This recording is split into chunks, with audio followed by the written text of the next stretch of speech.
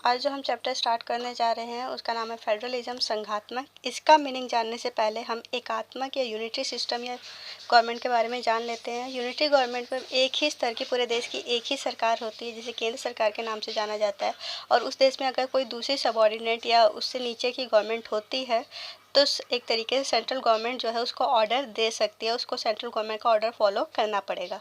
लेकिन अगर मैं फेडरलिज्म की बात करूँ, संघात्मक की बात करूँ, तो संघात्मक में ऐसा नहीं होता है। संघात्मक में जो है जो सरकार होती है वो 2 लेवल की या उससे ज़्यादा लेवल की होती है, ठीक है।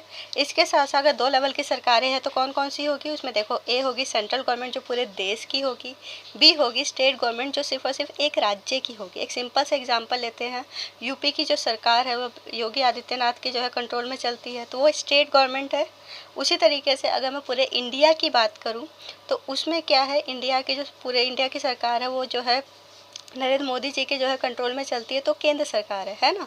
तो दोनों ही एक तरीके से अलग अलग है। इसके साथ साथ जो केंद्र सरकार है वो राज्य सरकारों को कुछ भी करने के लिए ऑर्डर नहीं दे सकती है, और इसके साथ साथ राज्य सरकारें केंद्र सरकार के लिए आंसरेबल जवाबदेह नहीं होती है। वो कोई भी कार्य करे तो उसे ज़रूरी नहीं है कि केंद्र सरकार को आंसर देना पड़ता है।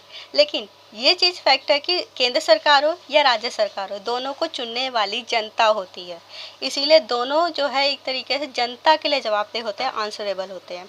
अब फीचर्स आ जाते हैं फेडरलिज्म की, जो है एक तरीके से उसकी विशेषताएं या उसके गुण जो भी है वो देखते क्या है। सबसे पहली चीज़ मैं आपको बार बार बता रही हूँ कि संघात्मक में फेडरलिज्म में 2 या उससे ज़्यादा स्तर की सरकारें होती हैं, और एकात्मक में सिर्फ और सिर्फ एक स्तर की सरकार होती है। इसके साथ साथ अगर 2 स्तरों की सरकार है तो उसके जुरिडिक्शन, उसके अधिकार क्षेत्र भी अलग होंगे।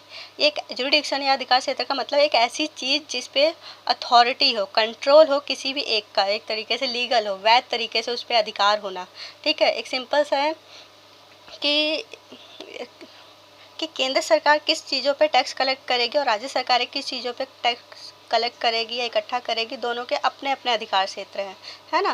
तो ये जुरिडिक्शन है। वो कोई अधिकार क्षेत्र ज़रूरी नहीं है कि वो एक तरीके से ज्योग्राफिकली हो, वो किसी भी वे में हो सकता है।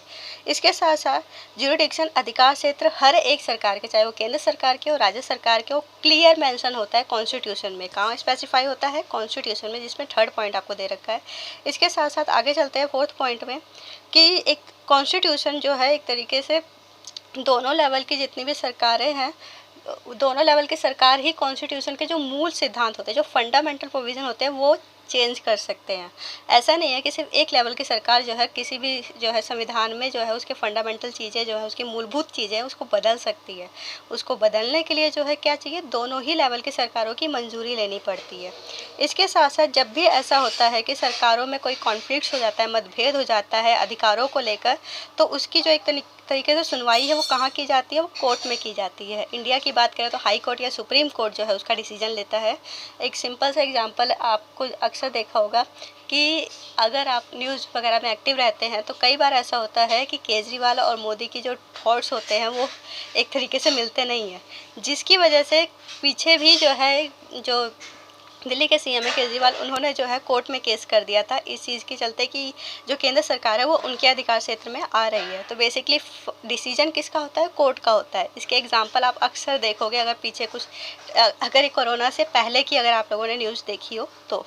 इसके साथ साथ चलते हैं कि जो एक तरीके से सोर्सेज होते हैं दोनों के रेवेन्यू, मतलब कि टैक्स कलेक्शन के जो है, ताकि वो उनकी जो इकनॉमी अच्छी रह सके, तो दोनों के अलग अलग होते हैं। केंद्र सरकार के अपने होते हैं और राज्य सरकारों के अपने जो है होते हैं। इसके नेक्स्ट है कि फेडरलिज्म जो है बेसिकली एक ऐसी चीज़ है जो सरकार को देश को जो है सेफगार्ड करती है, एक तरीके से उसको जो है एकता के सूत्र में बांधती है, क्लियर। और उसको जो है अलग अलग जो डाइवर्सिटी है उसको जो है सुरक्षित रखती है संघात्मक सरकार। संघात्मक का मतलब ही है संघ, अलग अलग एक तरीके से समुदाय हो गया या कोई भी हो गया, उसको जो है इसमें पार्ट लेने का मौका मिल पाता है इसके ज़रिए।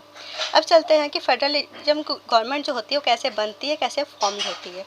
सबसे पहली चीज़ है कि कुछ अलग अलग जो है एक तरीके से कंट्रीज़ जो है एक साथ आकर जो है अपनी एकता के लिए जो है एक नॉर्मल जो है फेडरल गवर्नमेंट जो है बनाते हैं, या फिर जो है एक संगठन बना लेते हैं, जैसे यूएसए या स्विट्ज़रलैंड में होता है। इसमें क्या होता है कि जो एक तरीके से स्टेट्स होती है वो ज़्यादा पावरफुल होती है सेंट्रल गवर्नमेंट से, ठीक है।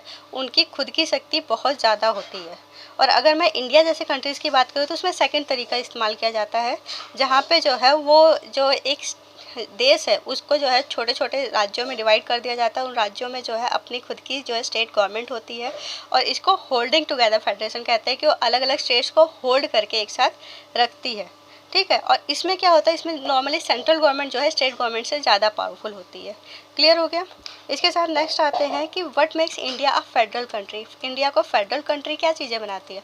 सबसे पहले तो मैं क्लियर कर दूं कि हमारे संविधान में जो है ये वर्ड यूज़ किया गया है कि भारत जो है संघ है, एक यूनियन है, यूनियन ऑफ स्टेट्स है, संघ है अलग अलग राज्यों का, लेकिन वहाँ पे संघात्मक फेडरलिज्म वर्ड कहीं यूज़ नहीं किया गया है, लेकिन संघात्मक के रूल्स पे भारत चलता ज़रूर है। जैसे मैं फर्स्ट पॉइंट इसका देखती हूँ कि पहला पॉइंट आपको मैंने फेडरलिज्म का यही बताया था कि 2 या उससे ज़्यादा स्तरों की सरकार होती है। तो इसमें सेकेंड पॉइंट में मैंने क्लियर दिखा रखा है कि भारत में क्या है, सेंट्रल गवर्नमेंट भी है जिसे यूनियन गवर्नमेंट कहा जाता है, स्टेट गवर्नमेंट भी है, और इसके साथ साथ थर्ड टायर मतलब तीसरे लेवल की सरकार भी, जिसे म्यूनसिपैलिटीज़ या पंचायत के नाम से भी हमारे यहाँ जाना जाता है। और इन सब के अधिकार क्षेत्र अपने अलग अलग है ना। तो आप देख रहे हैं कि फेडरलिज्म की 2 क्वालिटी तो यहाँ आ गई। इसके साथ तीसरी चीज़ चलते हैं कि हमारा जो संविधान है उसने जो है इन सब के अधिकार क्षेत्रों में क्लियर डिवाइड कर रखा है। कैसे, 3 लिस्ट बनाई है कॉन्स्टिट्यूशन ने। उन्होंने बेसिक क्या किया है कि यूनियन लिस्ट जो है वो उसमें वो सारे मैटर्स रखे गए हैं जिसको एक तरीके से जिस पे फैसले कौन लेगा, केंद्र सरकार लेगी।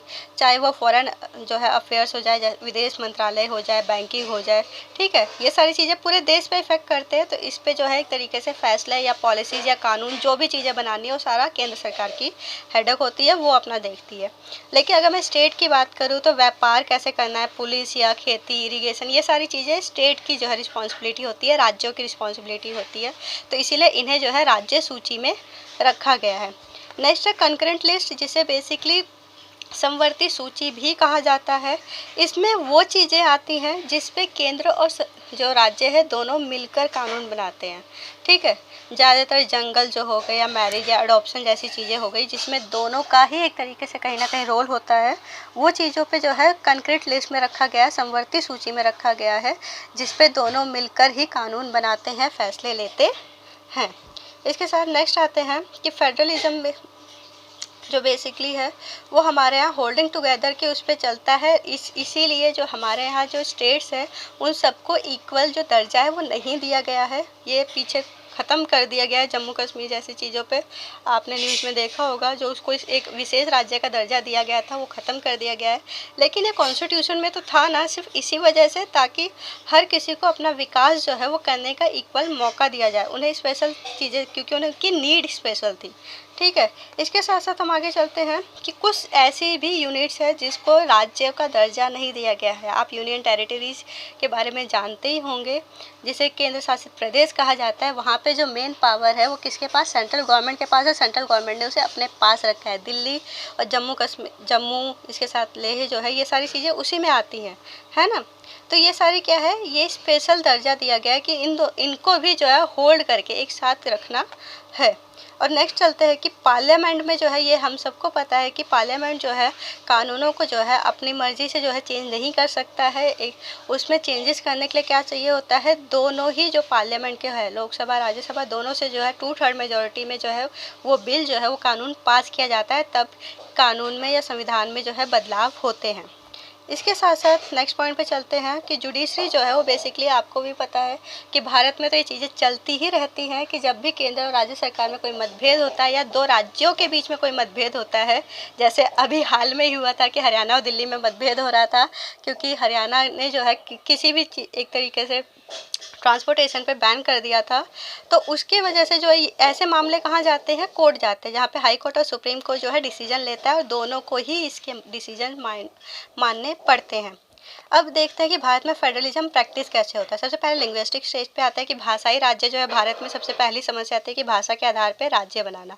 1947 के बाद हम बहुत सारे ऐसे राज्यों को देखते हैं जो अस्तित्व में आए और सिर्फ भाषा के आधार पर बनाए। जैसे पंजाब है, पंजाबी बोलने वाले, महाराष्ट्र मराठी बोलने वाले, उन्हें एक तरफ कर दिया गया एक राज्य में। लेकिन ऐसे भी कई हैं राज्य जिन्हें कल्चर के बेस पे, ज्योग्राफी भूगोल के बेस पे जो है अलग किया गया। नागालैंड, उत्तराखंड, झारखंड इसके एग्जाम्पल रहे हैं। वो क्यों? क्योंकि हमारे देश में जो एक तरीके से जो नेशनल लीडर्स थे उन्हें ये डर था कि अगर भाषा के आधार पे ही सारे राज्य बनाए जाएंगे तो भारत की एकता के लिए जो है खतरा हो जाएगा। ठीक है, इसके साथ साथ कि इंडियन जो एक सेंट्रल गवर्नमेंट जो है उसने क्या किया कि लिंग्विस्टिक स्टेट को जो है कुछ टाइम के लिए जो है ख़त्म कर दिया है। ख़त्म करने का मतलब है कि अब वो राज्यों का जो गठन है वो भाषा के आधार पे सिर्फ और सिर्फ नहीं करता है। लेकिन हमारे देश में एक ऐसी चीज़ है कि भाषा के आधार पे जो राज्यों का गठन हुआ उसने देश को कमज़ोर करने की जगह उसे और ज़्यादा बढ़ाया है, क्योंकि उन राज्यों का फिर जो है एक तरीके से एडमिनिस्ट्रेशन जो है बहुत अच्छी तरीके से काम कर पाता है। नेक्स्ट चलते हैं लैंग्वेज पॉलिसी पर। ये वन ऑफ इम्पॉर्टेंट टॉपिक है, थोड़ा ध्यान से सुनिएगा कि लैंग्वेज पॉलिसी बेसिकली भारत की क्या है कि भारत ने किसी भी एक लैंग्वेज को जो है नेशनल लैंग्वेज का दर्जा नहीं दिया है। ऑफिशियल लैंग्वेज हिंदी को माना गया है, लेकिन हिंदी क्यों? क्योंकि इंडिया में जो है 40% लोग ही जो है हिंदी बोलते हैं, उसके अलावा अदर लैंग्वेजेस बोली जाती है हिंदी में। इतनी ज़्यादा भाषा की विविधता भारत में पाई जाती है, वैरायटी पाई जाती है कि 21 लैंग्वेजेस को जो है इन्होंने शेड्यूल एक लैंग्वेज में जो है रखा है, जहाँ पे इन्हें संरक्षण प्रदान किया गया है। ठीक है, इसके साथ साथ भारत में जब भी सेंट्रल गवर्नमेंट की जो भी फॉर्म्स वगैरह निकलते हैं, जो भी ऑफिशियल काम होता है, उसको जो है जो कैंडिडेट है वो अपनी लोकल लैंग्वेज में या फिर हिंदी ऑफिशियल लैंग्वेज में जो है काम कर सकता है। उस पर एक भाषा का बंधन नहीं है उस टाइम पे। ठीक है, इसके साथ साथ हम चलते हैं कि जो हमारा कॉन्स्टिट्यूशन है उसने क्या एक तरीके से स्टेप उठाया था। उन्होंने कहा था कि 1965 के बाद जो एक तरीके से इंग्लिश है उस चीज़ को ख़त्म कर दिया जाएगा और जो हिंदी है उसको लागू कर दिया जाएगा। लेकिन नॉन जो हिंदी स्पीकिंग स्टेट्स है उन्होंने इस चीज़ का जो है विरोध किया। बाद में 1965 के बाद उन्होंने कहा कि हिंदी उन पर थोपी नहीं जा सकती। जो साउथ डायरेक्शन है, तमिलनाडु जैसी जगह है, वहाँ पे हिंदी बिल्कुल लोग नहीं जानते या बहुत कम जानते हैं, तो उन्होंने इस चीज़ का जो विरोध है वो काफ़ी जगह हिंसक हो गया है। तो इसका जो इकलौता सॉल्यूशन था कि बेसिकली हिंदी को जो जैसा चल रहा है इंग्लिश और हिंदी दोनों जो है एक साथ चले, और उन्होंने ये कोशिश की कि इंग्लिश को जितना हो सके क्रिटिसाइज़ किया जाए, कम यूज़ किया जाए और हिंदी को ज़्यादा से ज़्यादा बढ़ावा दिया जाए। लेकिन हिंदी किसी राज्य पे थोपी जाए ऐसा कोई रूल जो है उन्होंने एक्सेप्ट नहीं किया, क्योंकि ऑलरेडी हिंसक एक तरीके से प्रदर्शन हो रहे थे, वो और ज़्यादा हिंसक हो जाते। इसके साथ साथ ये भी कहा गया कि गवर्नमेंट के जरिए जो है अलग अलग जो है पॉलिसीज़ बनाई जाएगी जो हिंदी को प्रमोट करेगी, हिंदी को आगे लेकर आएगी, ताकि एक टाइम ऐसा है जब ज़्यादातर लोग हिंदी बोलते हैं और उस समय जो है हिंदी को जो है आगे बढ़ाया जा सके। इसके साथ साथ सेंट्रल और स्टेट रिलेशन जो है अलग अलग रहे हैं। अगर मैं भारत की आज़ादी के टाइम की बात करूँ तो वहाँ पे जो है बहुत अच्छे रहे हैं, क्योंकि काफ़ी टाइम तक जो है राज्य और केंद्र सरकार दोनों में एक ही पार्टी का शासन रहा। प्रॉब्लम तब आई जब दोनों जगह अलग अलग पार्टी की सरकारों ने जो है एक तरीके से रूल करना स्टार्ट किया, और इस प्रॉब्लम का सॉल्यूशन जो है कोलिशन गवर्नमेंट के ज़रिए हमें नज़र आया, जहां गठबंधन सरकारें होती थी। गठबंधन सरकार का मतलब ही है कि एक ही जो है पार्टी की कोई सरकार नहीं होगी।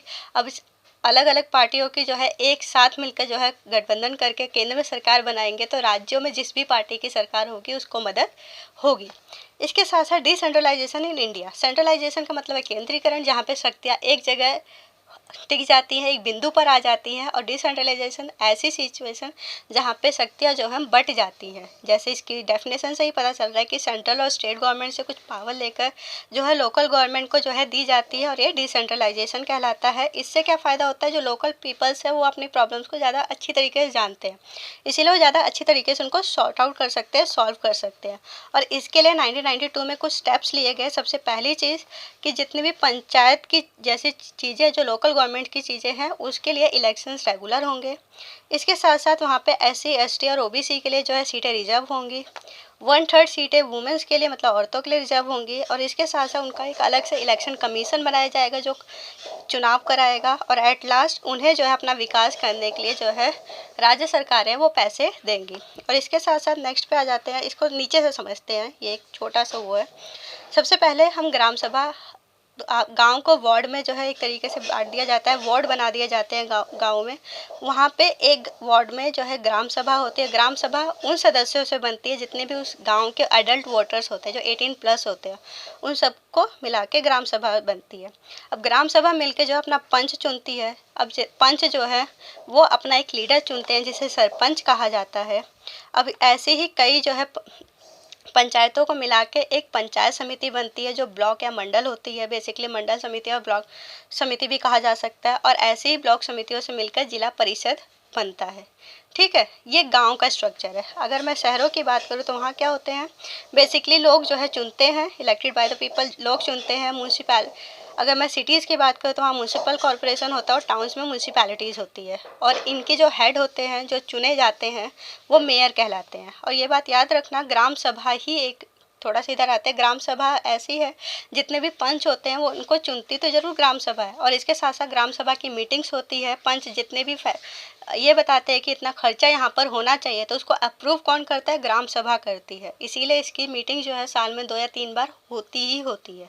क्लियर, बस इतना ही है। अब आगे देखते हैं कि ये जो भी चीज़ें हैं, अब चाहो तो स्क्रीनशॉट ले सकते हो इसका, ये वही चीज़ें हैं जो मैंने आपको ऊपर समझाई हैं उस फ्लो चार्ट के ज़रिए। क्लियर, ज़्यादा डिटेल में नहीं है, नॉर्मल ही है। ये पंचायत कैसे वर्क करती है पूरा वैसे है, और इसके साथ साथ नीचे आ जाते हैं म्यूनसिपैलिटीज़ कैसे वर्क करती है, ये है। ठीक है, ये सारी चीज़ें मैं आपको बता ही चुकी हूँ कि उसके लीडर को मेयर कहा जाता है, जनता द्वारा चुने जाते हैं। नॉर्मल सी चीज़ें जो ऊपर आपको बता दी है मैंने। क्लियर, तो इसकी स्क्रीनशॉट ले लीजिएगा या नोट्स बना लीजिएगा, जो भी है, और वीडियो को 1-2 बार देख लीजिएगा ताकि ये चीज़ें आपकी अंडरस्टैंडिंग अच्छी हो जाए। और लाइक से पसंद आया हो तो सब्सक्राइब करें और अपने दोस्तों के साथ शेयर ज़रूर करें। Thank you.